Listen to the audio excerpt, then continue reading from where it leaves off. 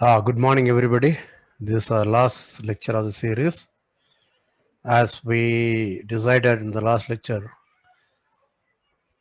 it will be on Taylor's series. Okay. So I will briefly explain what it is about and set out to prove. So all of you know our approach to differential calculus following the modern trend. Given any function, can I approximate it by means of a linear function? When I say linear function, it's not in the algebraic sense. What I mean is a first degree linear polynomial, therefore constant term may not be zero. So something like FA plus something. Okay. So that's what we wanted to know, and we did that. So if you again go back, this is one thing analysis should emphasize, but no analysis usually emphasizes. Analysis of functions. What does it analyze? When you say analysis, what does it analyze? It analyzes function. What kind of functions? Because the functions which we know are very, very limited. Okay, just because I have x going to x and hence powers of x, okay, then algebra of things, therefore I get a polynomial, and then I can take quotient whenever it makes sense, px by qx rational functions, and then I have mod functions, modulus x going to modulus. That's it. These are the functions one can construct very easily, and that's what we have to live with. But unfortunately or fortunately, we also found out the trigonometric functions. Any periodic phenomenon, if I want to explain, I would use trigonometric functions, and also other reasons like exponential function and logarithmic function. For real reasons, the actual functions which are needed are the so-called transcendental functions. All trigonometric functions, exponential, logarithmic, and hyperbolic functions, they are all called transcendental functions. They are called transcendental because pure algebraic manipulation will not get any of these functions. Okay, so you need analysis to build them. And again, to make precise definition of any of these functions is essentially requires one semester of analysis. See, this is some kind of catch-22 situation, right? To understand various things, I may have to use these functions in the beginning, but to define them rigorously, I will need a one semester course of analysis. Okay, so what our forefathers did, mathematicians did, was they already knew, as I keep saying, analysis means approximation, okay, and estimate. So they just wondered, given any function, can I approximate it by means of a polynomial? Okay, that's the main aim. And what happened was, suppose I have a function f, I want to approximate it by means of a polynomial. Okay, let us say f of x, define on some interval or something, and a polynomial p I want to say is approximately equal to fx on the domain of f. Okay, then I am making an error as usual. Then you have to have a control how much error you are making. Okay, so what we want is, like in the first degree, what did we want? Fx minus px as a first degree polynomial should go to 0 much faster than x minus a going to 0, that is x going to a. So similarly, what I want here is px, fx minus px. I will write it now. I think it's time so that you can follow it. So what I want is, I want to say fx is approximately equal to px on some interval j where near a. A is a point in the interval. Then what I want to say, I am making an error. Now I'll call it r of x. Okay. Okay. What I want, r of x should go to 0 much faster than to the power n if p is of degree n. You understand? When I wanted to say f is differentiable at a, I wanted a first degree polynomial. So that fx minus first degree polynomial, that is what we call error term, rx, that should go to 0 much faster than x minus a. But when I have nth degree, I would like to have this. So what Taylor proved is, if I have a function f which is, let us say, k times continuously differentiable, actually in reality we will write k plus 1 times continuously differentiable. Okay, then I can write down the polynomial. That is what is called the Taylor polynomial. Remember, therefore, in the first degree, what did we want? I wanted fx to be fa plus something into x minus a. So it's a polynomial in the powers of x minus a. So nth degree also I will want polynomials in powers of x minus a. So he wrote that it would be something like ck x minus a to the power k, k running from 0 to n, and he found out that ck is nothing other than the kth derivative of f at a divided by k factorial. That is what you call Taylor polynomial. Okay, and unfortunately textbooks do not say the Taylor polynomials satisfy this property which I wrote. What is the property? This property. Okay, they only say Lagrange's form of remainder, Cauchy's form of remainder, so okay, so your form of remainder or my form of remainder. Okay, but they forget to remind the importance of remainder is the remainder goes to 0 then nth power of x minus a. Okay, that is a crucial thing. Whenever I approximate, I have to have a control over the error. The remainder term gives the error control. Okay, keep that in mind. So this is what we want to talk about in the n variable case. So are all of you reasonably happy with this? Please say yes if you are quick. Today I am out to take little more extra time. I hope if you necessary we will give you a break in between. Okay, good. Okay. Now let's look at, therefore if I want to find the Taylor polynomial, you can see I have to talk about higher derivatives. Okay, so I am going to be slightly faster here. So suppose f is a function from u in Rn. Okay, now hereafter we will restrict only real valued functions. Okay, of a vector value possibly.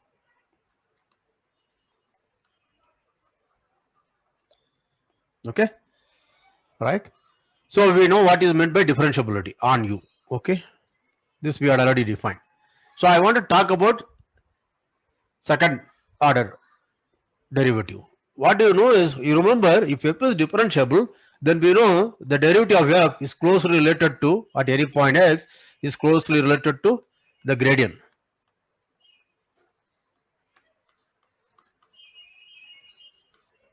All right.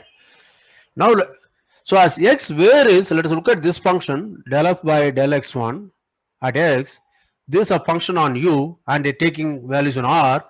Okay. Therefore, again I can ask whether that function is differentiable. Do you understand that?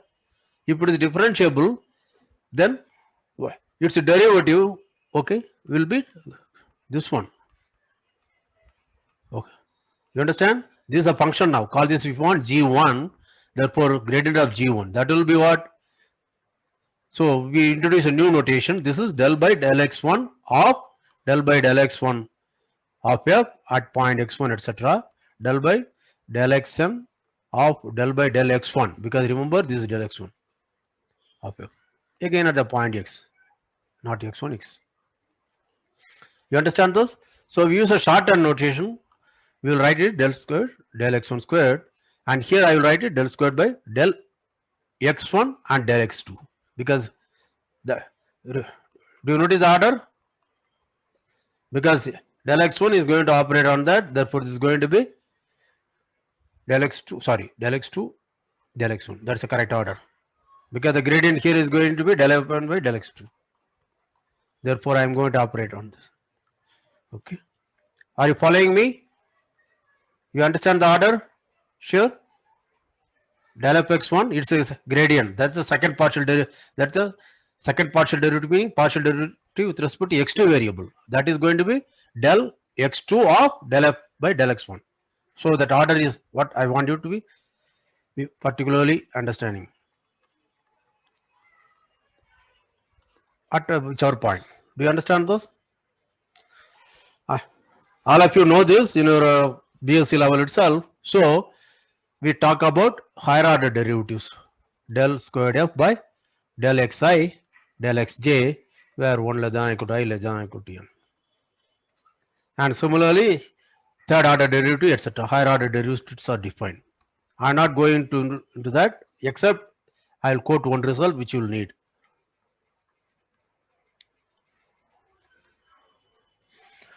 So anything of this form is called second order partial derivatives.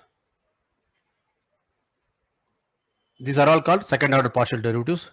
So how will a third order partial derivative look like? Del cubed by f by del xi, del xj, del xk. That's it. One result which is very important, I do not know whether I'll have time to prove it. If I have time, I'll come back, is the following. I say a function f is C2 or twice continuously differentiable if all these second order partial derivatives exist and they are what? They are functions from u to r. They must be continuous. That is, partial derivatives, second order partial derivatives must also be continuous. They exist and they are continuous. This should be true for all 1 less than equal to I, comma j less than equal to n. And how will you define C3 or Ck for k any natural number? Just spend about 10 seconds. You follow that? Can all of you see how to define? Quick, say yes. Good. So the theorem you want is something where what is known as exists.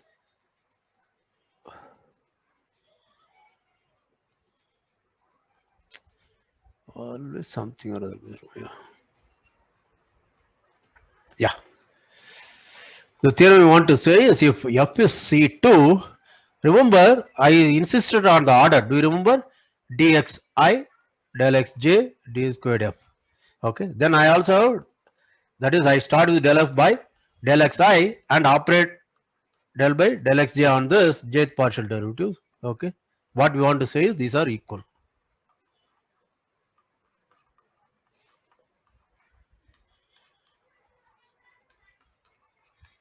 That is, mixed partial derivatives are equal of this correct order. Okay.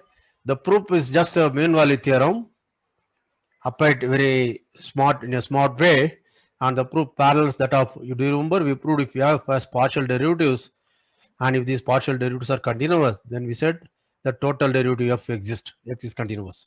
Okay. It's a similar proof will do that. Do all of you understand this? Yeah. Okay. So that's a crash course in higher derivatives, higher order derivatives or higher order partial derivatives. Now suppose f is a function from u from Rm to Rn. Okay. When do I say f is Ck? This is just for record's sake.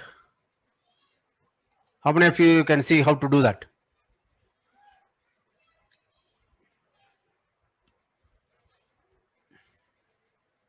Anirban? When every component of f is Ck. Right. Each fi is Ck. They are real valued functions for which we have defined the notion of Ck. Good. Okay. Keep this in mind. This is not going to bother us for the rest of the lecture, but you should be aware of that. Okay. Right. Now I want to deduce the thing. So f is from, as usual, Rn to R now, and A is a fixed point here. I want to look at Taylor expansion of f around A.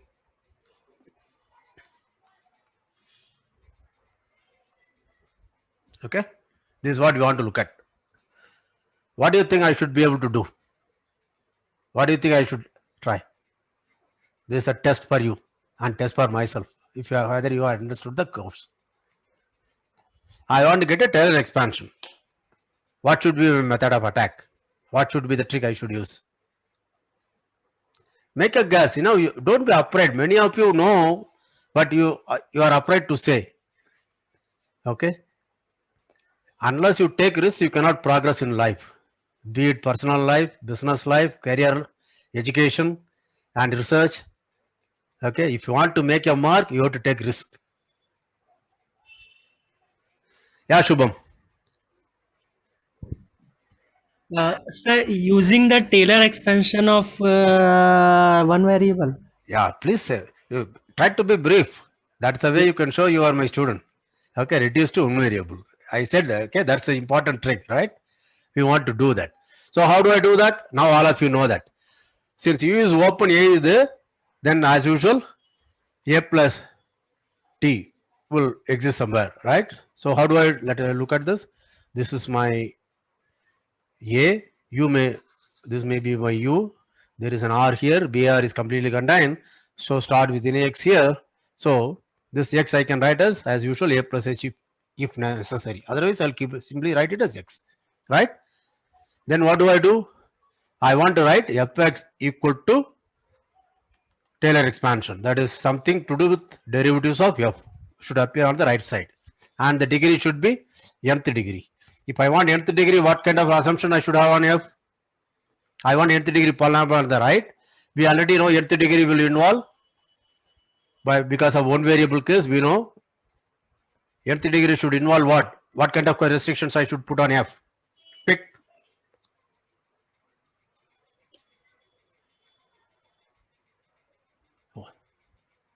Come on, this is a very trivial question.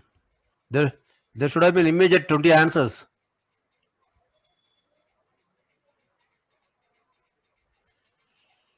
Yeah, Bharat. Always has problem with it. It must be C n plus 1. Like it must That be C is because n you plus 1. remember that. What is n plus 1? N plus 1 the derivative. Yeah. Must So, exist. right. That we do not know. I want to talk about, see, I want nth degree polynomial, right? So what I know is, I should at least demand it is n times differentiable. You understand that? You are saying n plus 1 because you remember your Taylor's theorem, one variable very well. That's it. Okay, so let us assume F is at least n times. In fact, as he said, it is n plus 1 times continuously differentiable. Oh, this is also our Rn. That's bad. So let us keep it Rm. Therefore, I can talk about n plus 1. Do all of you understand this? Okay. That's a restriction. We do not know whether we need it, but let's do that. Okay. So what do I have? I want a one variable case, right? So I want write Fx equal to something to do with the first degree polynomial, nth degree polynomial in what powers? In powers of what? Can somebody tell me? Quick. And you are all upright. Mathematics, okay, you should make mistakes. Vienna? X minus A. Yeah, but x minus a is a vector. I want a polynomial. Norm of X minus A. Then norm is not a polynomial, right? Mod x is a polynomial in R? No. See, this is how one has to think. There is nothing wrong what you are doing. Very good. But you know, these are the things which you are never given a chance to explore. Okay. Therefore, you are always afraid of saying something. Very good. That's very good, but it's wrong. Okay. No, don't worry. Yeah. Can somebody improve upon it? Let us look at even the one variable case. What are the powers of? That's why she said x minus a. But then unfortunately, we are in a vector space now.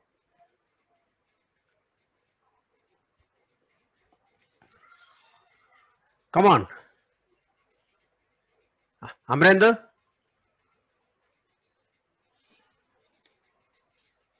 Sir, component wise.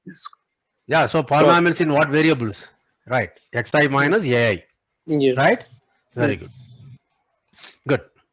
See, it's fun. See, otherwise I can write down the thing, prove it in 5 seconds, let's say with 10 minutes, and that's the end of the story. But fun is, trying to understand what is happening. Okay, very good. So I would like to be some kind of polynomial, okay, nth degree polynomial in the powers of x minus a. Something like c time xi minus ai, various levels may be there. Okay, let's not worry about how to write it properly. We'll do that later. Okay, good. Do all of you understand? Now, how do I reduce to one variable? As usual, we do g of t equal to f of a plus t into x minus a. Right, for t, so that mod t is something to do with the epsilon. We all know that, right? Mod norm of t into x minus a should be mod t into x minus a. That should be, norm of this should be less than r. Yeah, so that you have a condition. So we know these things exist. Now suppose if f is Cn plus 1, now g is a function from where to where? In the interval minus epsilon plus epsilon to r. Is g Cn plus 1? How many of you see that? Quick.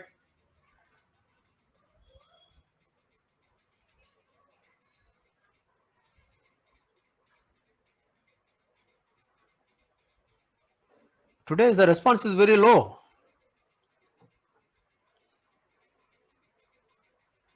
Nagraj?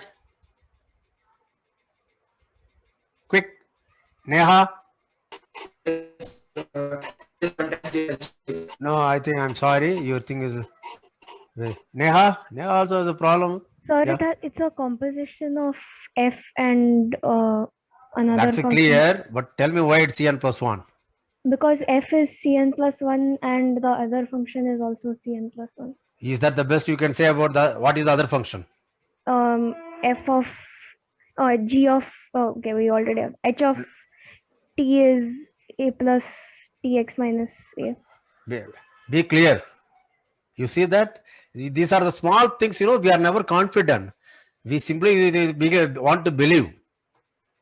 What is the f is Cn plus 1? You said, right? Confidently. You said, what is the next one? Debanvita?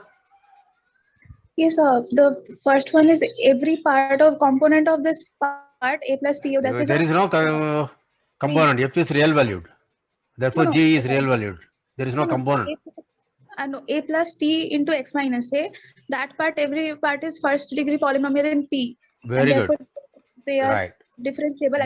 This is components are first degree polynomial. First degree polynomials are Ck for every k. Yes. Right? Yes. Yes. Therefore, this is Ck, composite function is Ck. Do all of you understand this? Yeah, I am clearing. Please lower your hands. Yeah.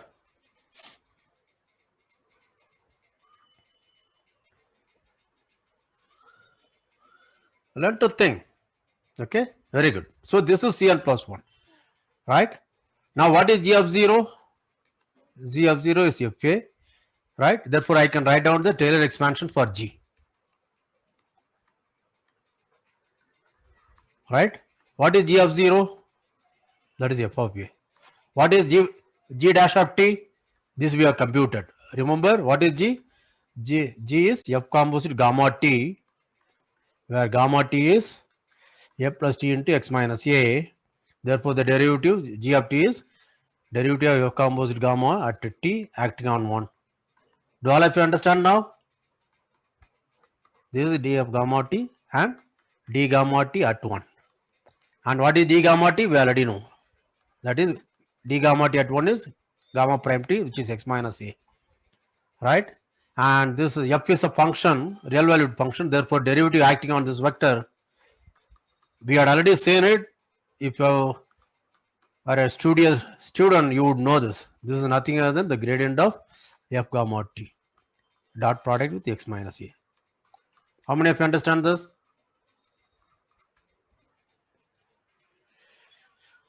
If you revise such things, it will be easier for me. That's why I ask you to do on your own, so that you will feel comfortable.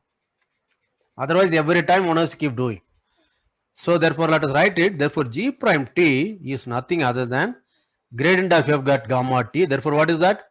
Del f by del xi at the point gamma t into this is xi minus ai, I equal to 1 t. Do all of you agree with this? Therefore, what is G prime 0? Del f by del xi at a into xi minus ai, I equal to 1 to m. Okay, I may keep confusing between m and n. Okay, but all of you are more intelligent than I am, so you should not get confused. Okay, our domain is m variable, but I keep forgetting it. Okay, is that clear to all? So what did we get? We already got a first degree polynomial. Therefore, if I want, what is g of 1? G of 1 is f of x, because a plus t times x minus a. That is your gamma t. Therefore, at 1 it is f of x. Therefore, g of 1 equal to So what will be the first degree thing I will write? G of 0 plus G prime of 0 into 1. Okay. The powers of this, that is 1 minus 0. Do all of you understand what I am writing? Plus some error remainder term. But this is nothing other than f of a plus summation.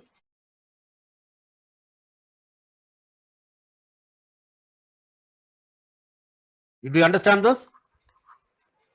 Okay. So this is the first degree polynomial. This is nothing other than the something to do with the derivative. Do all of you are convinced? Okay.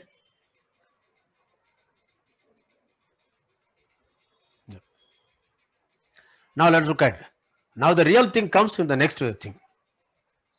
Now let's look at what is G prime T. G prime T, as I said, is summation. Let me write it that way: delta f by delta xi. As Sukuma said, I think too fast and I am unable to cope with my own speed. Okay. Del fx at gamma t into xi minus ai 1 to m. You understand this? So I want to compute G double prime T. Okay. Notice that. So call this as, if you want, G1 so that you don't get confused, right? Then G double prime T is, G prime T is a sum of various function. This is I, Gi. Okay. This is sum of various function Gi into xi minus ai. Remember this is independent of T. Therefore, G double prime T should be Gi dash T into xi minus ai. Do all of you understand that?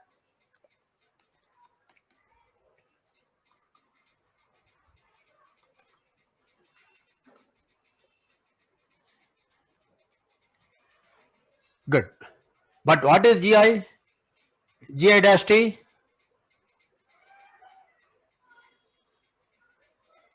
See, for any f, I already computed. You understand that? Gi dash T is del f by del xi composite gamma. Therefore, what should I do? If you want G dash double T, I already know this is going to be now summation equal to J equal to 1 to m of Gi dash T. Gi dash T is del by del xj, because I already used I don't want to use it, to Gi into xj minus ai. Do you understand this? And there is a sum outside for I. For each I have to do.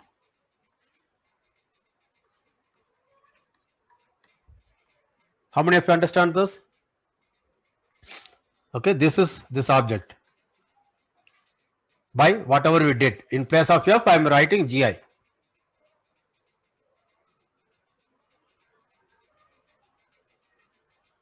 Yes? But I know what is Gi. Gi is del f by del xi, ith partial derivative of f. Therefore, this I can rewrite. This is equal to summation I equal to 1 to m, j equal to 1 to m of del squared f by del xi. This is j, right? Del xj, del xi. Okay. At whichever point, gamma t into xj minus ai j into xi minus ai. So I got a second degree polynomial. How many of you understand this? And therefore, what is G double dash at 0? That is going to be, let me write I and j, right? Notice that I and j, for example, 1 1 can appear, 2 1 can appear, 1 2 can also appear. Okay. But since their mixed partial derivatives are equal, I can also equate them, but I am not going to do anything at present. I just would like to keep it as it is. Del squared f by, let me write it as del xi, del xj at ta into xj minus aj into xi minus ai. Do all of you understand this?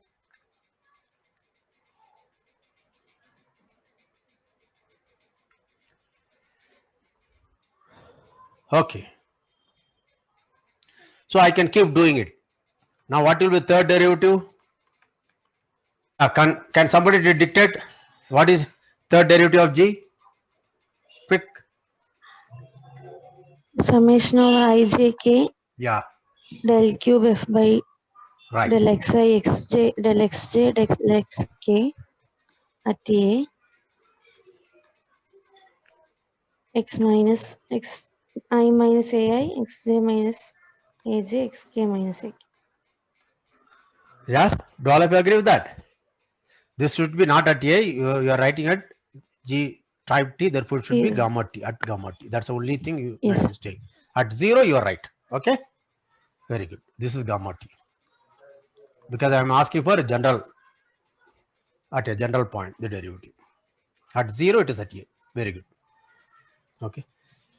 So this is it. So if you want a short-term notation, I can use this. This is just a short-term notation. Okay. So that it is reminiscent. I'll write it as F triple dash at gamma T into x minus a whole cubed. Okay. This is just a notation. What it stands for is this sum. You understand this? This is for fun, if you want. So now what have I got?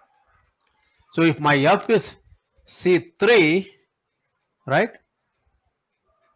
My F is C3, then what do I have? I can write G of 1 equal to G of 0 plus G prime of 0 into 1 minus 0. Yeah, that is 1 plus G double prime of 0, then triple prime at T, where T is between 0 and 1. This is the remainder term. And of course, there are things which I am forgetting. Do all of you agree with this? This is a Taylor expansion of third degree for the function G.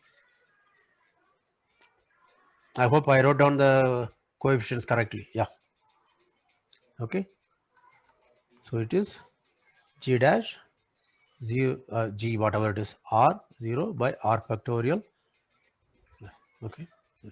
This is R equal to 0 to 2 plus third degree will be third derivative of T by 3 factorial. Do all of you agree?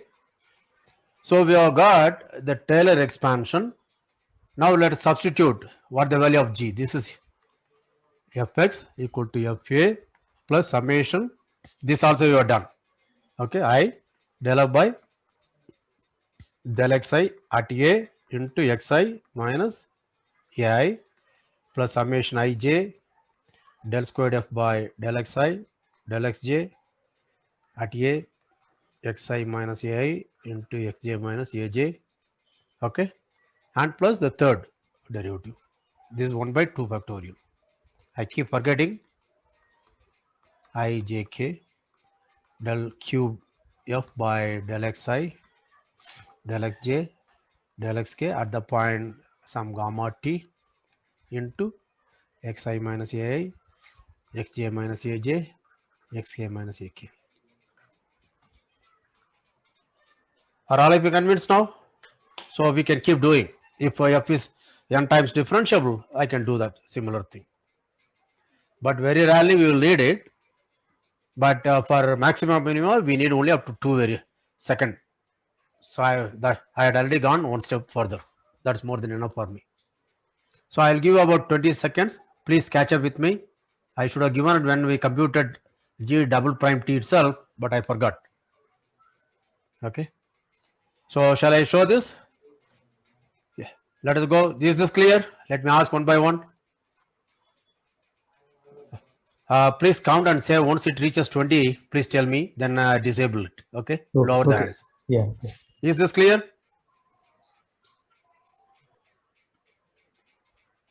Yeah, it crossed. Now 20, sir. Okay, very good. Now, what did I do? I wrote G dash T as del F by del X. I call it as a new function Gi gamma T. Okay, but Gi gamma T is again del F by del Xi composite gamma. You understand? Therefore, it's exactly of the form what we did earlier. Therefore, the derivative will be, you have to apply the gradient of Gi times xj minus xi. So I get this. So how many of you understand this one?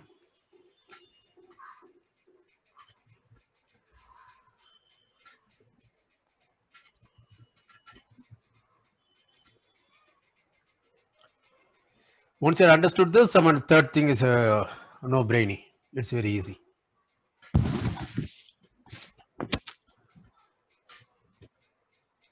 Yeah, it's crossed 20, sir. Very good. Enough.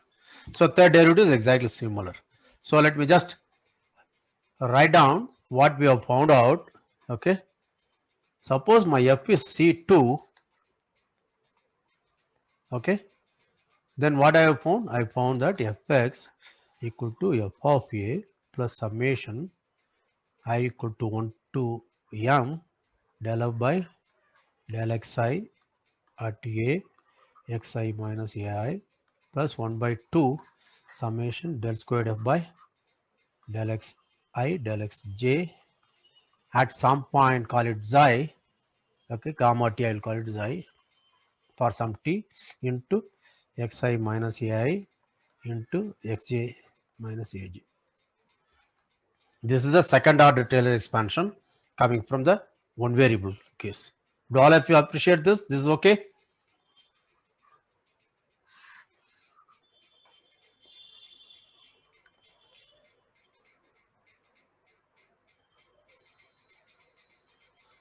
Right. Very good. Why there are only 16? Just now you all said it's 20. Said it's okay. You should also say more. Okay. Right. Now, so we have proved Taylor expansion. If you are among, suppose it's n variable. See, f is Cn, f is okay, a function from U in Rm to R, and f is Cn. So what will be the n minus? So what will I do? I will have the n minus 1 Taylor polynomial. Or if you want, I can also have nth one. This will be this.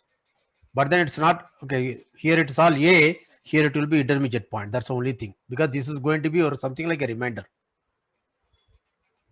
Okay. So how will I write it? Fx equal to fa plus summation. Now you see that it becomes very ugly. I want to IR that runs from 1 to m, I believe, and delta R f by del xi1 del xir at the point A into xi1 minus ai1. Real ugly, right? xir minus air. Okay. And this r, where does it go? Again, I have to make sure this r is from 0 to n minus 1. And the nth derivative will be, instead of this, I will have only at some point, intermediate point, gamma t, into here it will be r plus 1. xi minus 1 minus ai minus 1, xi minus r plus 1 minus ai r plus 1 or whatever. Do all of you agree with that? You should feel confident, but you will rarely need, but you should have a confidence. Because sometimes excessive notation, you should get used to it so that you are not intimidated. You are not afraid of that. Can I go ahead? Okay. Now that's enough. So that's all the Taylor's theorem you have to learn. Yeah. Now just look at C2 alone, because just to make sure, because the same case works here. Now let's look at what does this say. Now if f is C2, okay, now you see that it's a little disquieting. I would like to say the second degree polynomial, second degree Taylor polynomial will be at A here, but it is at xi. Therefore, I get only first degree polynomial. So fx minus the first degree polynomial is going to be something to second degree polynomial. Therefore, when I divide by norm of x minus a whole squared, okay, this will go to 0. Okay. I do not know whether you made sense out of what I said, so let me write it.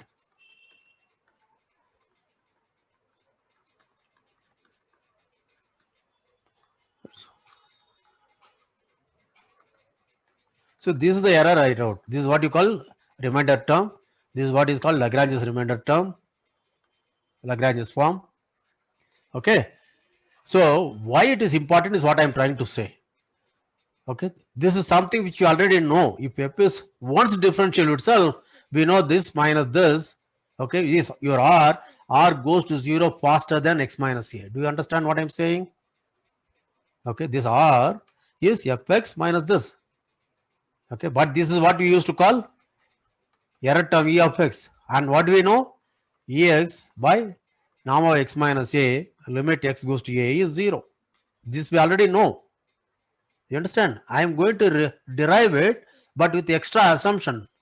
What is the assumption I am making? I am assuming f is C2. Okay, not only differentiable, twice differentiable. In fact, twice differentiable is enough. I do not assume it's twice continuous, but let's not split our hair. So what is my Rx? Rx is going to be summation del squared f by del xi del xj at some point xi into xi minus ai into xj minus aj. Okay, this is my Rx. Do you understand this? Now what is Rx by norm of x minus a whole squared? I want to say this goes to 0. Okay, but this will be modulus, modulus, modulus. But this will be less than or equal to norm x minus a. We already know each ith component. This is also norm x minus a. Therefore, it's less than or equal to x minus a whole squared. Right? And notice that I am assuming f is C2. Therefore, these are all continuous function. How many continuous functions are there? N squared continuous function at best. But actually, it's not, because xi xj is same as xj xi. Mixed partial derivatives are equal. But anyway, independent of that, there are n squared. They are all continuous. Therefore, there exists in a small any compact. You take A, you take a closed ball BAR, which is contained in U. This is a compact set. Therefore, this will be bounded. So this will be less than or equal to m times. And there are n squared if you want. I don't care about such things. Norm of x minus a whole squared. So the numerator is less than or equal to m times n squared norm of x minus a whole squared by norm of x minus a. Therefore, that goes to 0 obviously, as x goes to 0. X goes to a. How many of you understand? Notice that this is a really very weak result. Why it's a weak result? I needed the function to be f2. I mean, sorry, C2. Twice continuously differentiable. Whereas whatever I wrote, that was our definition of differentiable function. Okay, I didn't even need continuously differentiable. Even for ordinary differentiable function, this is the first degree polynomial which approximate fx, and the error goes to 0 faster than x minus a. You see that? Therefore, this is the weakest result you can think of. The reason why I said is the following reason. So Taylor's theorem, as stated in textbooks, what it says, if f is Cn plus 1, okay, right, then I have a nth degree polynomial Taylor series of f at x, okay, in x minus a if you want. This is what I wrote as something like fr at a by r factorial x minus a to the power r equal to 0 to n. Okay, plus the remainder Rn. This remainder Rn, you can see it is always n plus 1th derivative at some point xi by n plus 1 factorial into x minus a to the power n. I am in one variable case now, just to make sure you understand. Okay, now do you see that fx minus tn, the nth degree polynomial, by mod x minus a to the power n, this modulus, limit x goes to a, is 0. Okay, remainder term is important because what it says is nth degree Taylor polynomial approximates fx. When there is an approximation, there is an error. What do I want? The error goes to 0 faster than the nth power x minus a. But unfortunately, to prove that, I don't assume f is only n times differentiable. I want it to be n plus 1 times continuously differentiable if I want to make use of this theorem. This is a technical result, but I would like you to appreciate this. Okay, I'll keep quiet for 30 seconds. After that, I'll go ahead.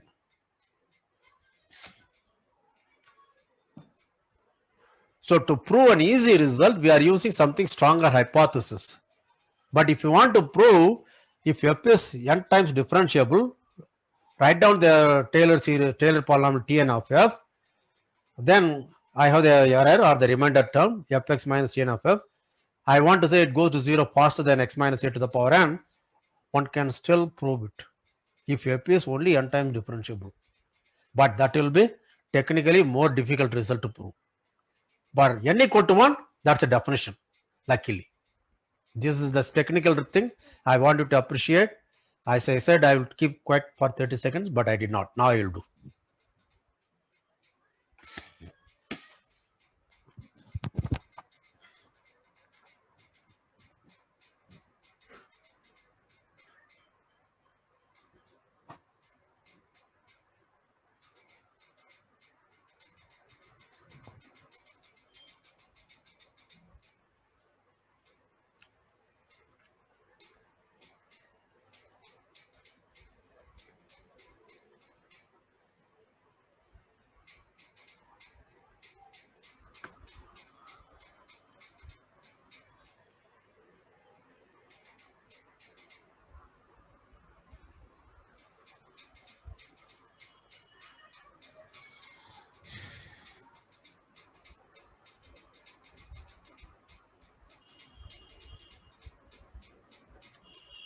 Okay, can I go ahead?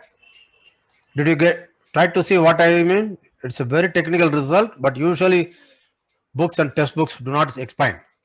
And I wanted to explain what is the importance of remainder term. Okay, with a slightly stronger assumption, the remainder term proves nth degree polynomial approximates f faster than, and the remainder, sorry, the error goes to 0 faster than nth power x minus a. That's it. Okay, good.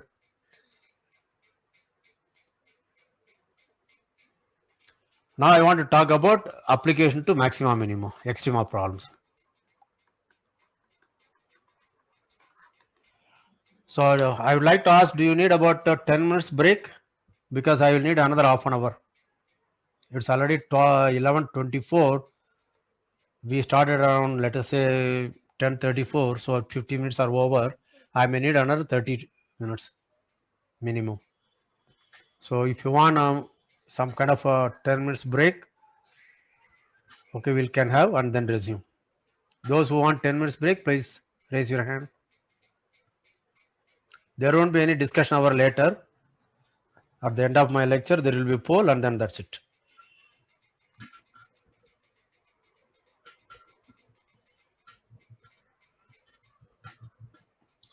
So those who are in favor of my continuing, please say yeah. Raise your hand then.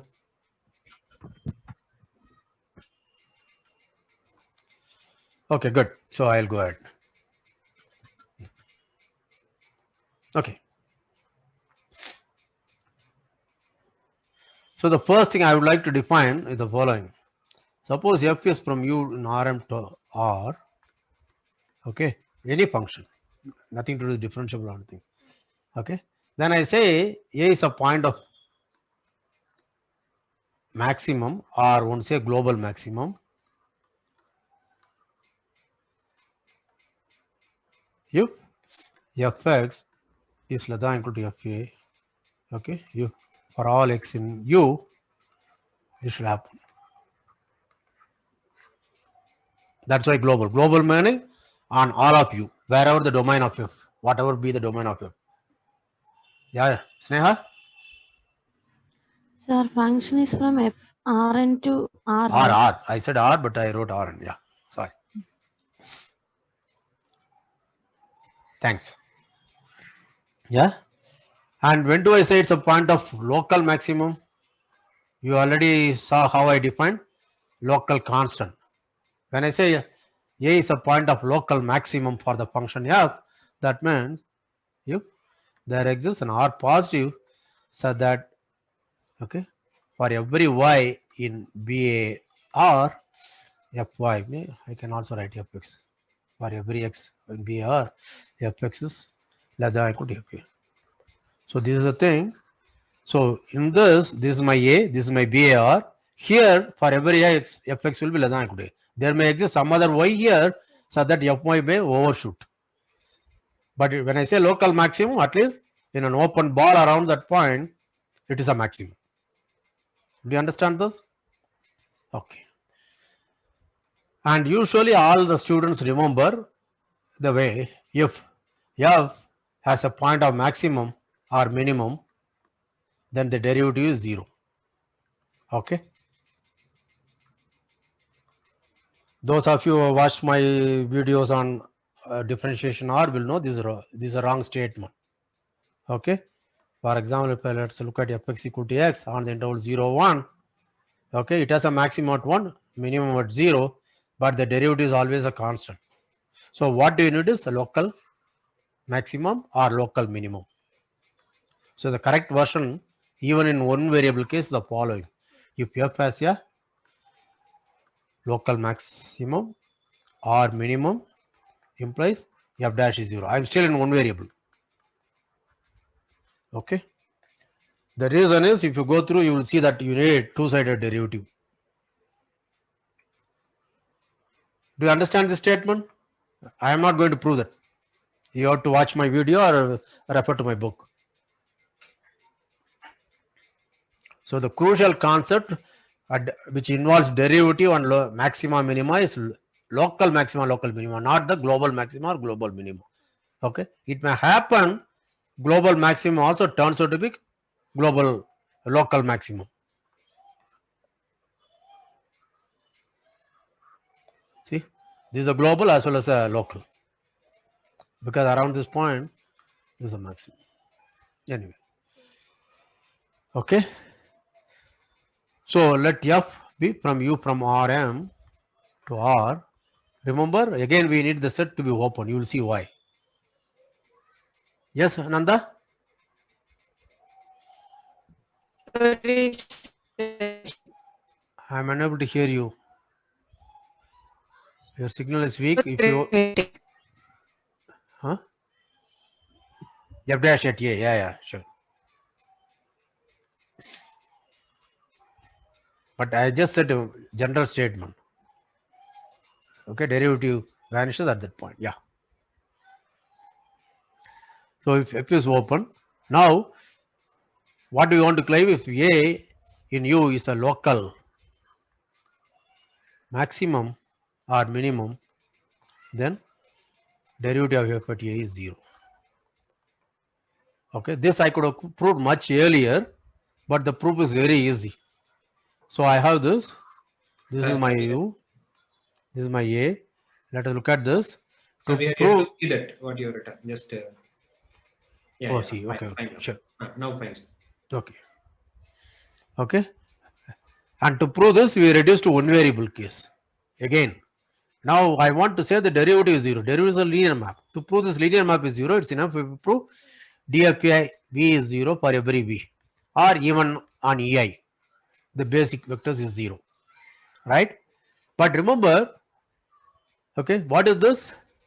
This is, but we know this is nothing other than directional derivative of f at a. Therefore, let us look at the function g of t, which is f of a plus tv, okay, and t running from minus epsilon to plus epsilon. This is my v direction. This is a plus tv, right? Now, what do I know? Okay, for every x here, fx is less than equal to fa. Assumes it's a local maximum. In particular, for every t, f of gamma t, that is f of a plus tv, is less than equal to fa. That means for every t in the interval, I have g of t is less than equal to g of 0. How many of you see this? Quick. We are going late, but I expected that. Yeah. Now notice that 0 is an interior point, right? So for every t, therefore there is an open interval around 0 on which 0 is a maximum. Therefore 0 is a local maximum. Therefore by one variable case, I know g prime 0 must be 0. But g prime 0 is what? Gradient of f at a dot v. That is 0. This is dfa dot v acting on v is 0. So we prove dfa is 0. In particular, all the partial derivatives are 0.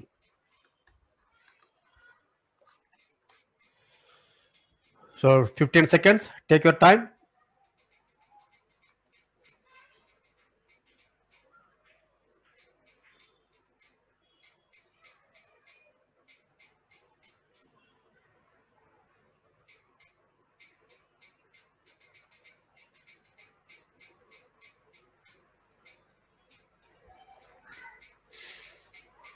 So how many of you understood?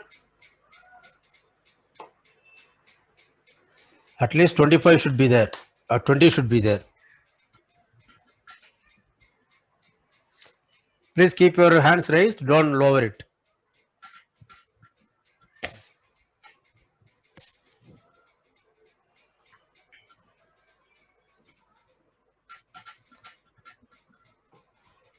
I'm not happy, only 18. You see that we are not doing anything. This is how many times you have done this G of t business. So immediately you should know G prime is delta f at gamma t dot v. In particular at 0 it is this. See, that's why the power of review is more important. Just sitting through class, understanding what is happening there, you think you understood, that's not enough. As I said, that's still mine. It's not yours. 22, sir. Very good. Okay. Now suppose my f is C2. Right? Now let me write the okay, second order Taylor expansion, which we had already. So what is that? F of x for all x in BAR if you want.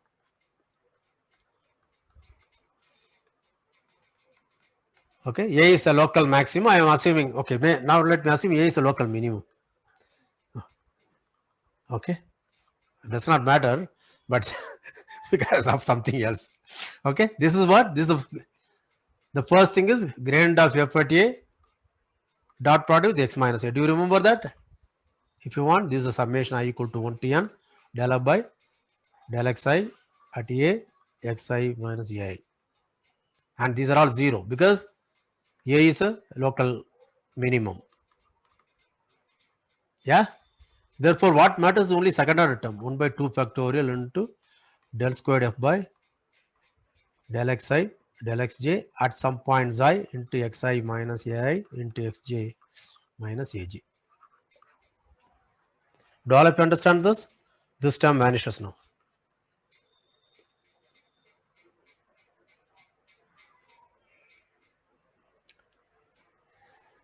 Yeah, right. Now let us look at what have you shown now. I assume A is a local minimum. Therefore, what is the relation between the fx and fa? Fx is greater than or equal to fa. You understand that? Yeah. But then I am saying fx equal to fa plus some quantity. Some quantity. Okay. Okay. This is the quantity. Okay. Fx equal to fa plus this quantity. So what can you conclude about this quantity now? How many of you can say that? I am asking a third standard question.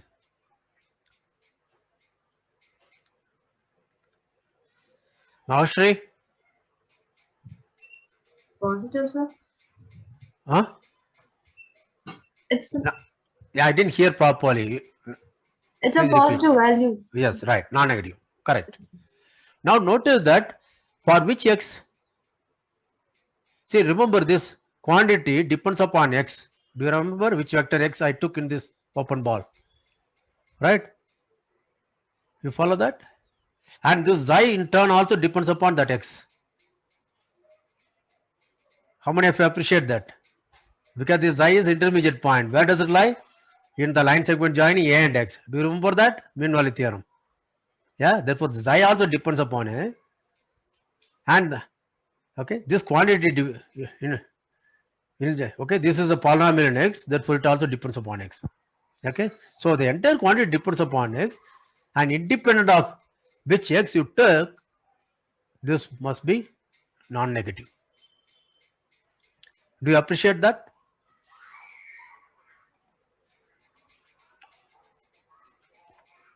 Okay. Right, very good. So let us just stop for have a digression. In fact, I wanted to start with that, I forgot. Suppose f is a function from R to R, and suppose f has a local maximum, local minimum, let us say, at A in R. Then assume it's again C2. What do I have? Fx equal to fa plus f dash a times x minus a, but that is 0 into f double dash xi into x minus a whole square. Do you understand that? Yeah. So if it is a maximum, we know fx is greater than or equal to fa, therefore this must be positive. But remember, x minus a whole square is always positive. If x is not equal to a, it's actually positive. Therefore, what can I conclude about f double dash xi?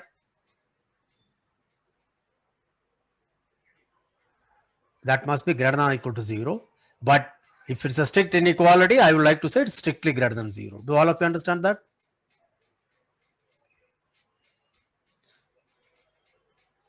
Yeah. But remember, but then there is a slight problem. What is the problem? See, I am talking about f local minimum at a, but then f double dot xi is positive. And that xi depends upon x, and x is very near to a. Therefore, what should be the correct conclusion you should draw from this? For immaterial of which x you take, xi depends upon x, and f double dot xi must be positive. So, what kind of a condition I would like to impose now? That means you have not even followed my question. For every x, I know this has to be greater than or equal to 0. But f double dot xi therefore must be greater than 0. But then xi in turn depends upon x. And while x is very near to a, for all x near to a, f double dot xi must be positive. So what should I infer from this? What kind of condition should I impose? That's a question I'm asking.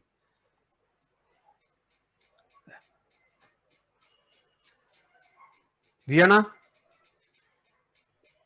F double dash A is positive. Yes.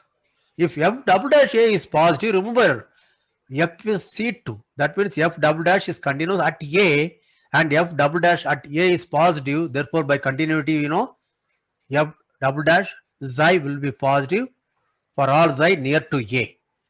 Therefore, if x is very near to a, xi will be between x and a. Therefore, xi will also be near to a. Therefore, naturally, f double dash xi will be positive. Are you following what I am trying to say? I am trying to arrive at a condition.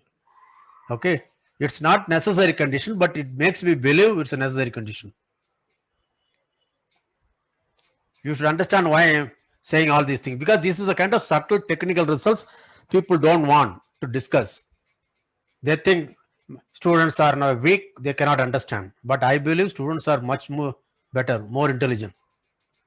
They should. Are you following what I mean? It looks as though if f is a local minimum at a, then f double dash a must be positive. I may want to say that, but that's not true. Okay. Why? Because let us look at fx equal to x to the power 4. This is like exactly like a parabola, except it's a much vanishes much faster near 0 and grows to infinity much faster. Therefore, you can see 0 is the global minimum as well as the local minimum. And what is f dash 0? 0. F double dash 0? 0. You follow that? Are you following? So what I'm trying to say is, this makes us guess this, but then it's not a necessary condition. But what we are going to do is, it is a sufficient condition. That's what I'm going to prove. Okay, take about 20 seconds.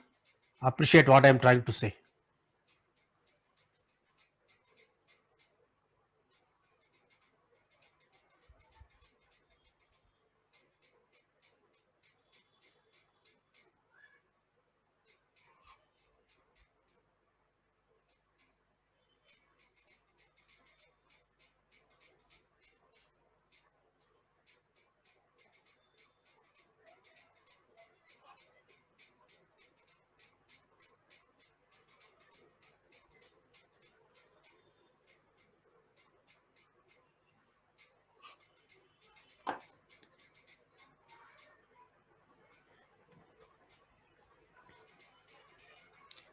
Yeah, Manmohan? You understood? That's Yes. what you raised hand, or you have some doubt? No, I understood. Okay, please, all of you, those who understood, raise.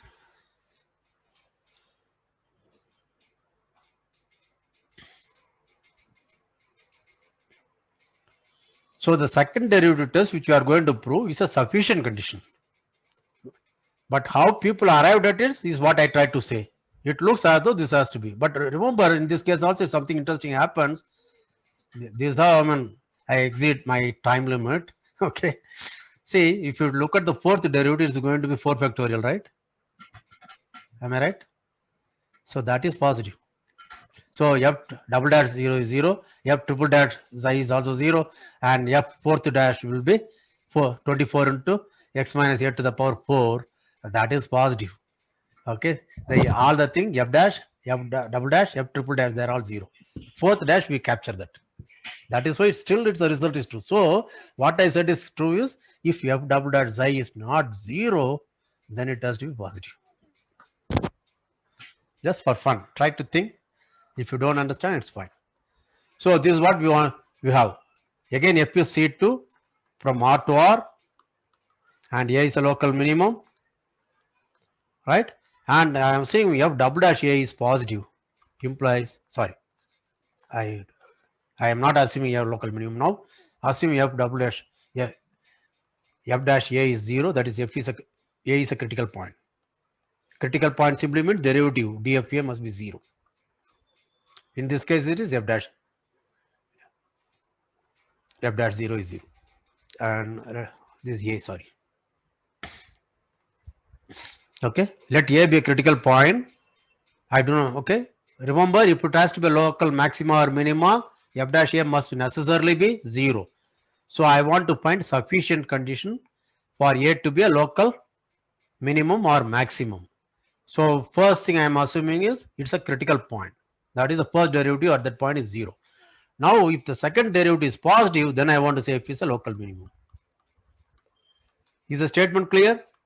I'm just reviewing one variable because people learn the test, but very rarely they learn the proof properly, and they don't even appreciate it's very trivial from Taylor's theorem. Okay. Now the proof is easy. Suppose x is near A, x is somewhat near, then fx equal to fa plus f dash A into x minus A plus f double dash xi into x minus A whole square. This is 0 because of this hypothesis. And since f double dash A is positive, f is C2.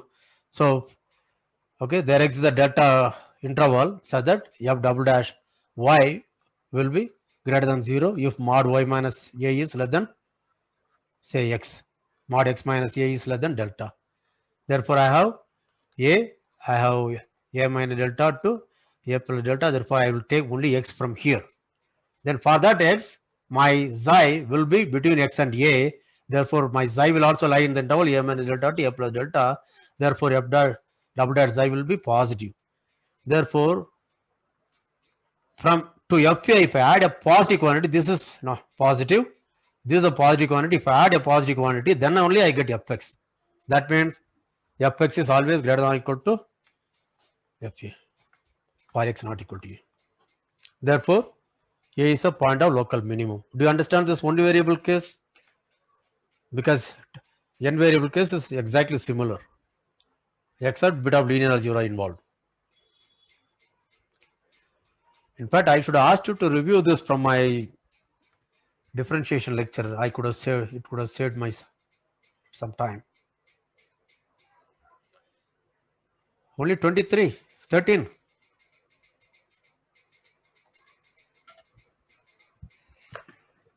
No, if you are lazy, then I will also be lazy. I'll stop the course.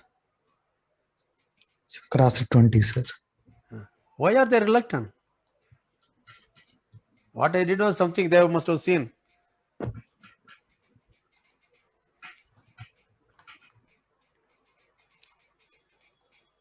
It's very strange. Students expect the teacher should work, but they don't want to work. Huh? Yeah. Now let's look at what should be the correct condition now. F is from UM from RM to R. Let me assume C2. Okay. Let us assume A in U is a critical point. What does it mean to say critical point? Del FA is 0, which is same as saying gradient FA is 0. That is same as saying all partial derivatives at xi at A vanish. Okay. Then I want to conclude F is a local minimum. Okay, a sufficient condition. That should, therefore, it should involve second order derivatives. Using second order derivative, I want a sufficient condition for local minimum. Go back. If you had understood what happened about 20 minutes ago, you know what I have to ask for. Look at this. I think somebody, Viona or somebody, some girl came with the correct thing. If this has to happen, what should I expect? Take your time, go back. What did I do? Let F be C2, write down the second order Taylor expansion. Assume A is already a local minimum. Therefore, this first order terms vanish. Therefore, Fx equal to Fa. Fx is greater than or equal to Fa plus this object. Okay, therefore, we concluded this star object is something. Sign of the star object. Okay, that should happen for every x. That means for every xi. So then we said a very natural condition I should expect should be something. Can somebody come up with that condition? Notice that we are working backwards and discovering the results. We are not simply saying accept it, I will prove it.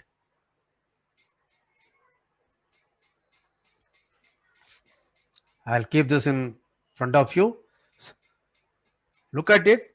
Try to say what the girl said about what conditions she may have to impose, or it should follow from that.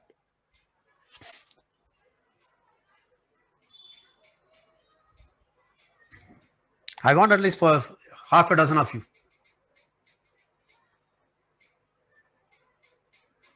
What condition should I expect? As I said, don't be afraid of making mistakes. Okay. If you have a guess, say it. Because if it's a wrong guess, then all of us will understand. I also have to say why it's wrong. I have to explain. That way it also challenges me. You understand? It's not kind of it's a trivial matter. Yeah, Sneha? Sir, F double dash is positive around A. Which is positive around A? Which Second this star? derivative of it. This, yeah, but not around A. Remember, see, look at this.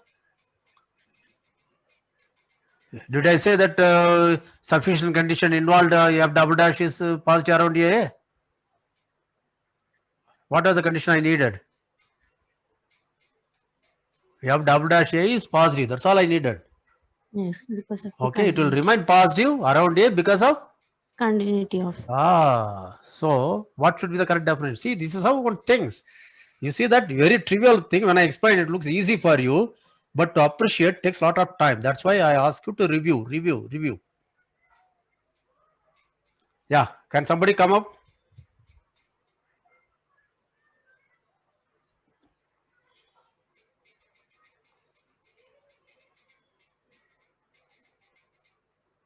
Yeah. Ruchika?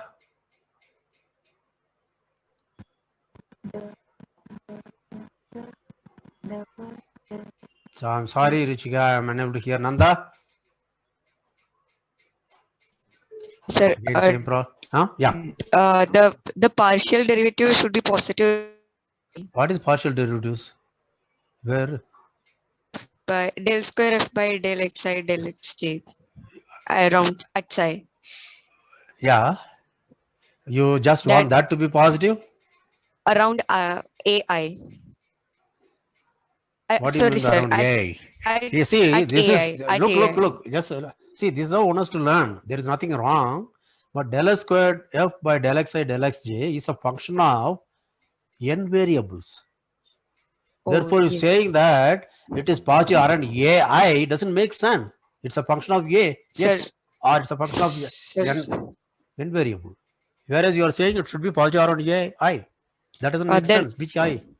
The norm of that? No.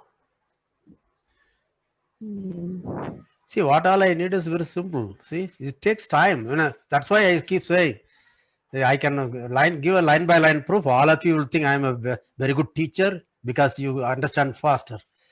But when you want to do mathematics on your own, if you go for PhD or higher level, okay, you should be able to think. So what I said is for every x near a, it should be true. Therefore, for every xi near a, therefore it's easier to guess for every a. But then what does it mean? For x in near a, del s squared f by del xi del xj at a and xi minus a into xj minus a. This object, the summation, that should be positive. That's all I can say. See, something may be negative, some term may be positive, but what all I can say is fx equal to fa plus something. This something has to be positive. So you cannot ask for individual summands. Do you understand this? Okay. So what I have Yes, is, sir. yeah. So let us just again try to understand. This is all nice to look at. So first order term 0. Let's forget it. Here what do I have? I have something like alpha ij. I and j depend, right? 1 to m or 1 to n or whatever the nonsense is. So what all I know is fx is greater than or equal to fa. Therefore, this sum has to be positive is all I can say. I cannot say each individual alpha ij is positive. Do you understand that? Yeah. And this alpha ij, where does it depend upon? It depends upon x, right? Therefore, the condition is, look at del squared f by del xi del xj in at a, this is given, into xi minus ai into xj minus aj, and sum it over I and j equal to 1 to n. This must be greater than 0. There is this entire quantity. How many of you understand this? There is a half involved. Maybe I had forgotten a half. Yeah, it's there. Okay, good.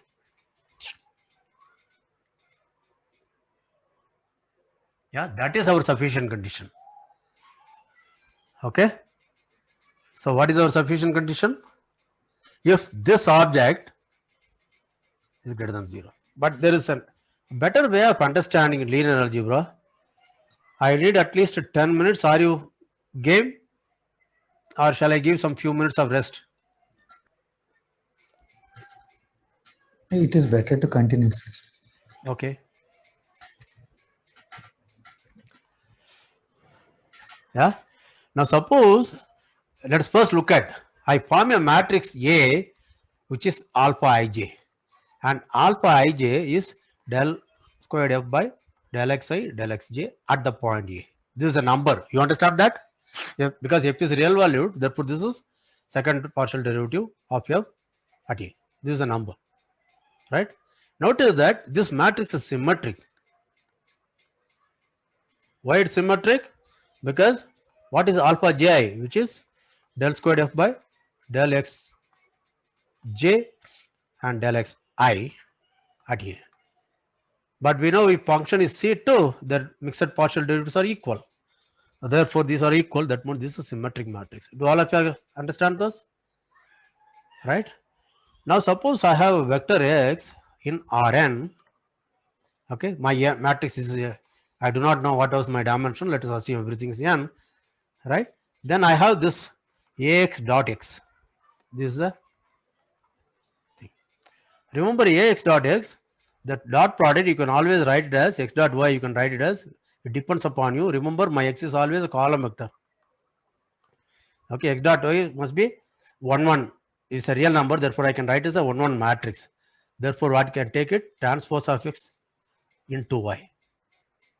So this will be 1 cross n and this will be n cross 1, therefore it will be 1 cross 1. Do all of you agree with that? Because x1 x xn, y1 into yn, therefore matrix multiplication will give summation xi yi. You follow that? Okay. So this, okay. Now let's look at with my a as alpha ij, where alpha ij as this, what I have asked for is a x minus a dot product with x minus a. This is greater than 0. This is for all x not equal to a. Because x equal to a is 0, because a is a linear map, therefore a of 0 will be 0. So this is the condition I need, where a is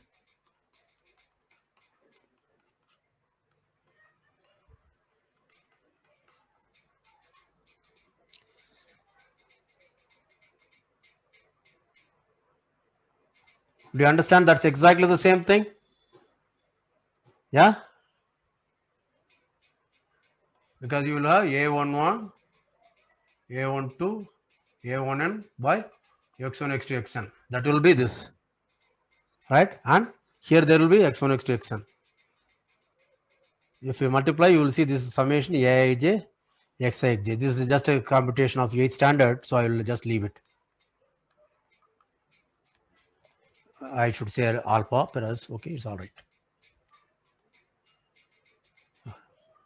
And those of you who have seen already quadratic form linear algebra should recognize that. Okay. So the theorem we want to prove is the following. Let f from u from Rn to R be C2 and A in U critical point. Assume the matrix del f squared by del xi del xj. Okay, this matrix is A at A, and A is, one usually say, positive definite.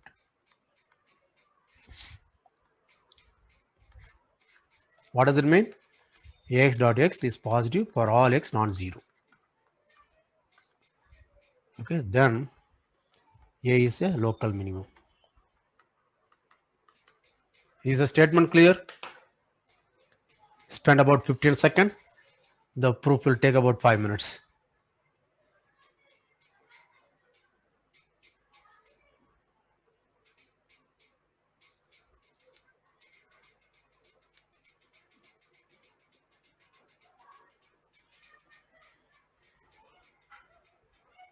I'm just asking whether the statement is clear.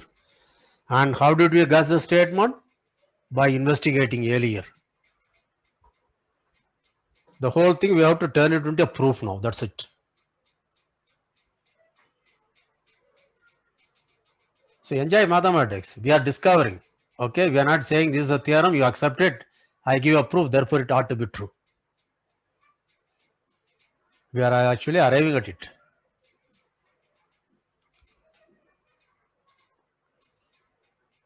And we also saw why it is a sufficient condition, not a necessary condition.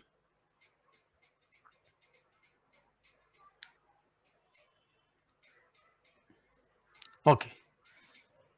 The proof is easy.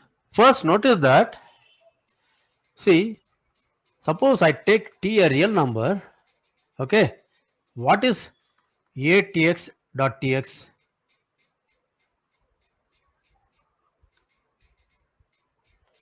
Remember, this is TX transpose ATX. TX transpose is T into X transpose A X into T. This is T squared into XAX transpose, that is AX dot X. Do you understand? It's like your inner product. You have something like alpha x beta y. The inner product will be alpha beta into xy. It's a real inner product. If it's complex, it will be different. Yeah. So it's a bilinear. Actually, what works is a bilinear. But you refuse to learn that, so that's okay. Okay. Right. Next, is this continuous? That is, what is continuous? X going to Ax dot x. Is this continuous on Rn?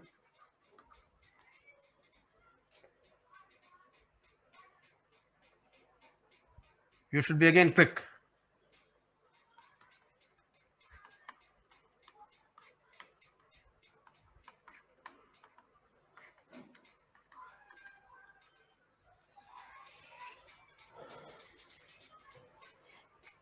Okay, x going to Rn going to Rn, x going to Ax, linear map, we know it's differentiable, and we in fact proved continuous, Lipschitz continuous. And then that going to some vector going to dot product with that. This is a linear map. Okay, right? So, or it's again restriction of two variables. Okay, if you want Rn cross Rn, if you want to take it like this, is this continuous? X going to X is continuous, X going to X is continuous. Therefore, this is continuous, and this is the dot product. We know the dot product is continuous. In fact, we know it's differentiable also. Therefore, this is continuous. Do all of you agree with that? Sure? Okay. Therefore, let us look at this set as which is the closed and bounded subset of Rn. This is closed, bounded, and hence what is the word I am looking for?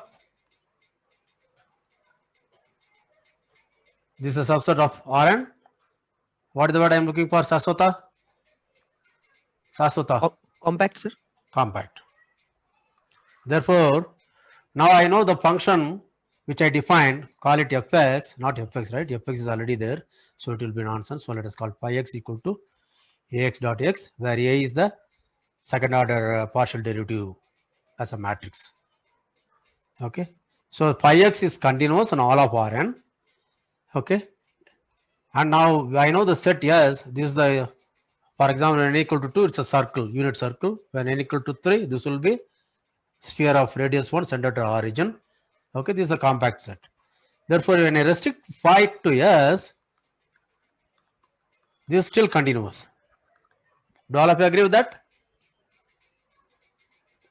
Yes? Very good. Good. So what is that I want to say now? Can somebody say what I want to say now?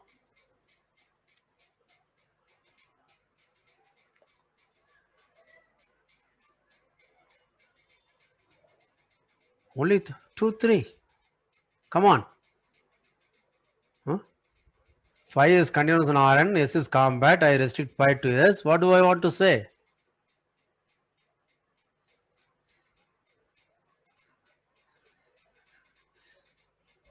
Yeah. Don't refuse to think. All of you know what I want.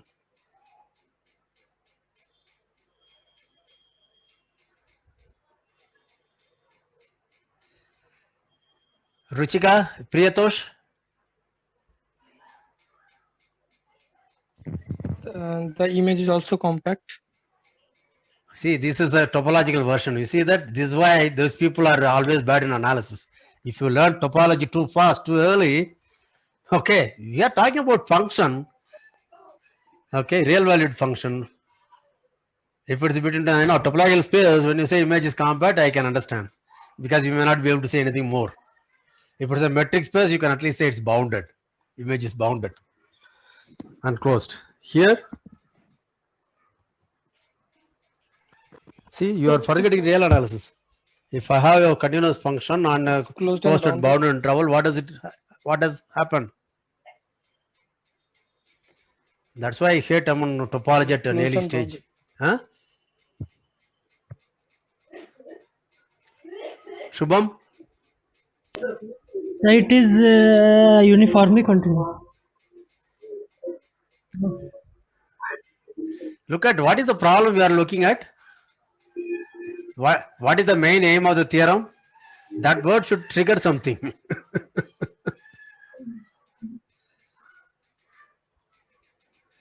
Life is difficult, huh? Anirban? So I need to think. Very good. Debanvita? Yeah, this is bounded and attains the supremum. Yeah, supremum as well as infimum. And hence, it has a maximum or minimum. And minimum. Yeah, and minimum. See, real valued function on a compact set, the first thing you should think of is not the image is compact. You should think of it attains maximum and minimum. Yeah? Very good. You follow that?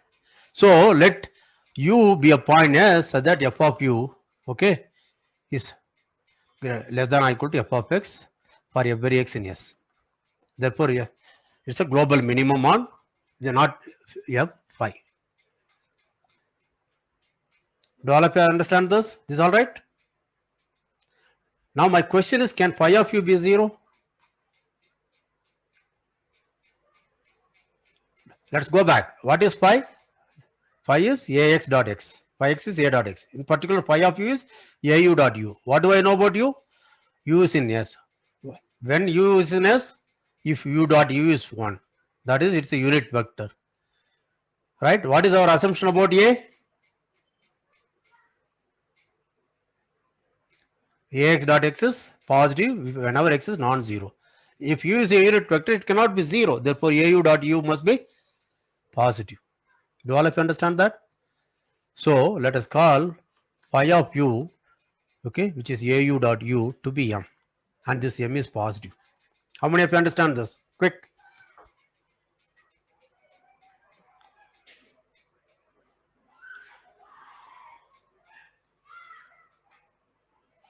Only 16. Can I do any better than this?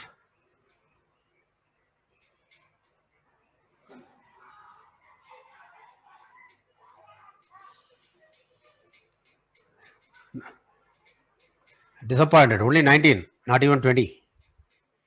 Yeah? 21, sir. Right. Now give me any x in Rn and x is not equal to 0. Can you give me a lower bound for phi of x? Remember, I already said something about phi of x.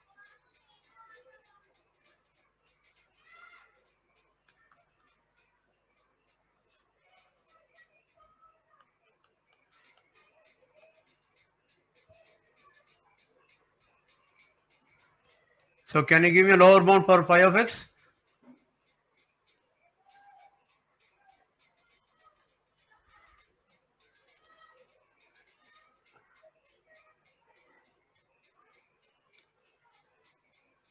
Ramya? 0, sir. Come on. Deepa?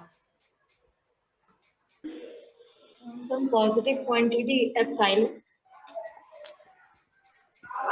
You are just hitting in the dark. Yeah, you can mute yourself. Viona?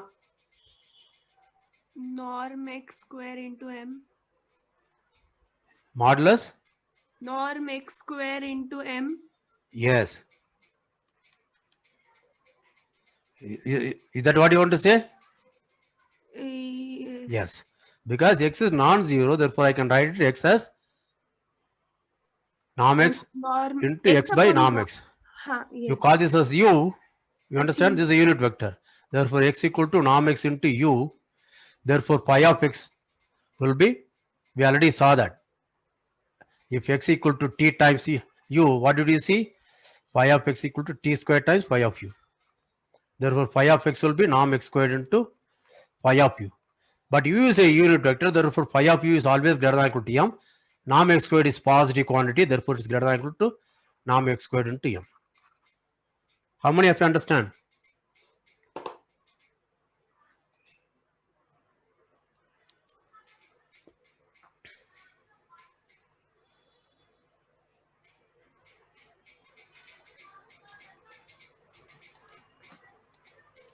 Therefore, what you have shown is, if x is not equal to 0, okay, ax dot x is greater than or equal to m times norm x squared.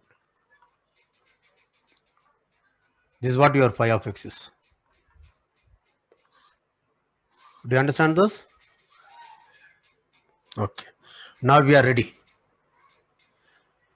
So let us look at the second order Taylor expansion.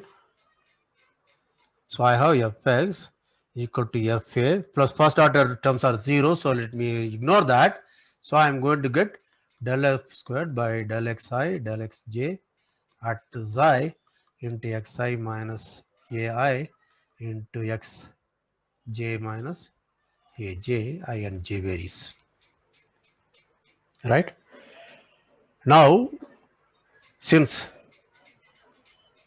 a okay, greater than or equal to 0, that is del s squared by del xi del xj. This is positive definite, right? Therefore, what do I know? These are all continuous. Do you understand? Therefore, there is a delta positive, so that for all x, so that norm of x minus a less than delta, this will still be positive definite.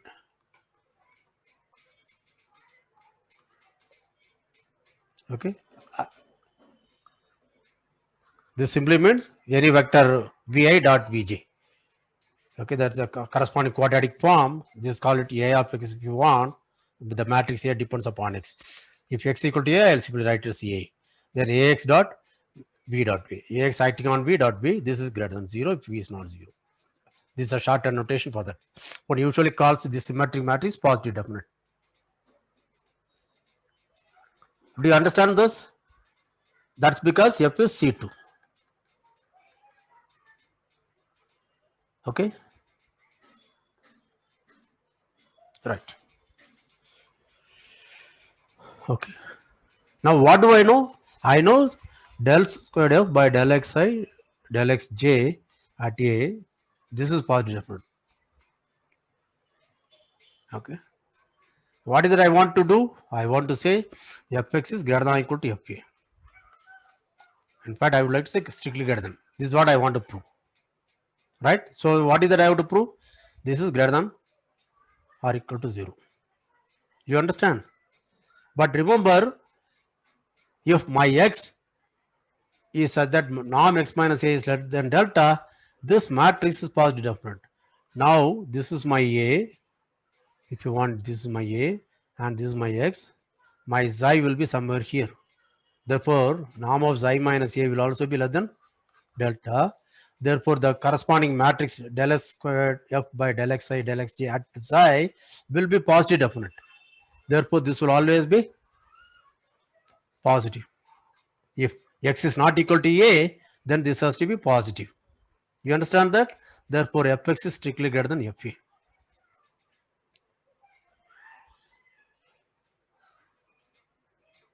I will give a proof, but I wanted to see why this is positive. You have to prove. I'll give it in a minute. Okay. I just depend upon continuity argument, but it requires a precise proof. But I'm trying to say why it should work. How many of you understood? This is the argument which he gave in one variable also. Please bear with me. Within few minutes, I'm going to end up. This kind of proof you will see within 5 minutes. Your teacher will write it on your board. Okay. You will think everything is clear.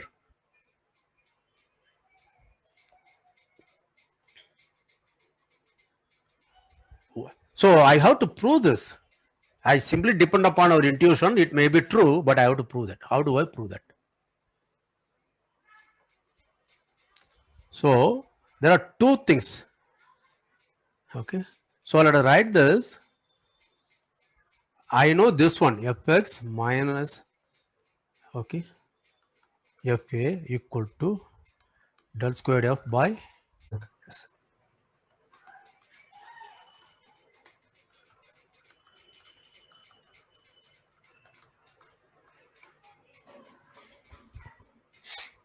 Do you understand this? Yeah. Now what I want to do, this is the second order Taylor expansion. But what I know is del squared F by del xi del xj a into xi minus ai into xj minus aj summation over I and j. This is positive for x not equal to a, for every x not equal. Yes? Yeah. Now, right. So I want to know what is the difference between them. So if I say this object is very close to this, then this object will also be positive. Do I follow what I mean? Yeah. You see that? Suppose I have something 0. If I have alpha, I have 0. If I have alpha positive, if I take something close to alpha, then I will say x is also positive. The only thing is I have to make sure x is, let's say, alpha by 2. Okay. Another thing, if my x is in the alpha by 2 interval around alpha, then it has to be positive. Do you understand? That's the trick we are going to use now. Yeah. Now what do I know? I know this fellow is always greater than or equal to m times norm of x minus a whole squared. This object. Do you follow that? Yes? Okay. Now I want to say how close these two objects are. Let me write it. If you don't mind, I will write it as A. I will write the other one as AX or AXi. Okay, this one, this depends upon X, so I will write it AX. Okay, you understand? So I have the first one is a x minus a dot x minus a. The other one is, oh my gosh, that's very ugly. Ax x minus, this is a matrix now, right? You understand that? This matrix operating on x minus a dot x minus a. How close these are? This is what I want to know. Yeah. If you want, let us look at. I am writing unnecessarily complicated notation perhaps.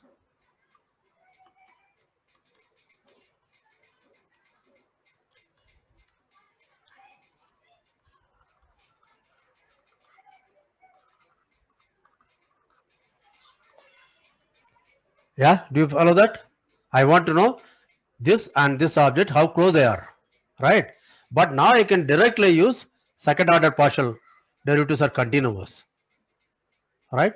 Therefore, given, let us say m by 2, okay, there is a delta positive such that this minus this for all I and j in modulus is less than m by 2.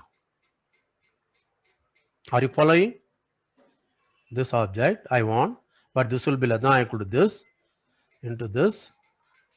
Yeah, but that will be less than or equal to summation del squared f by del xi del xj at a minus del squared f by del xi del xj at xi into less than or equal to norm of x minus a whole squared. Do you follow that? Yeah.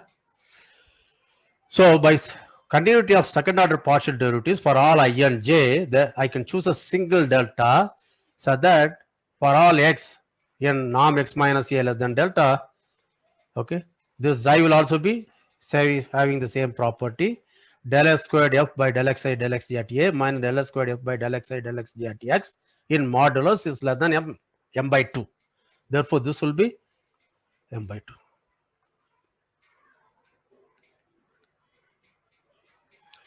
Okay. Yeah. Therefore, what is the difference I am making? Please bear with me. These are just a trivial analysis. That's why I asked you whether you want some time break, because reception always goes down. So what I have an alpha, I have beta, so that mod beta is less than alpha by 2. Then I want to know what is alpha plus beta. I want to say it's greater than alpha by 2. How many of you understand that?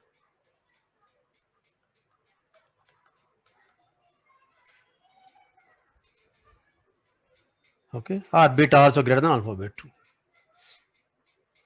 Yeah. Therefore, I know this object, okay, is positive. It should be at least greater than or equal to m by 2 times norm x minus a whole square. Therefore, this is positive. Therefore, a is a local minimum. Please go through it. Please remember, 1 hour lecture is not easy, especially online. That's why I wanted a break. But all of you are refusing because you wanted to get rid of it, right? No, then you have to pay for the price.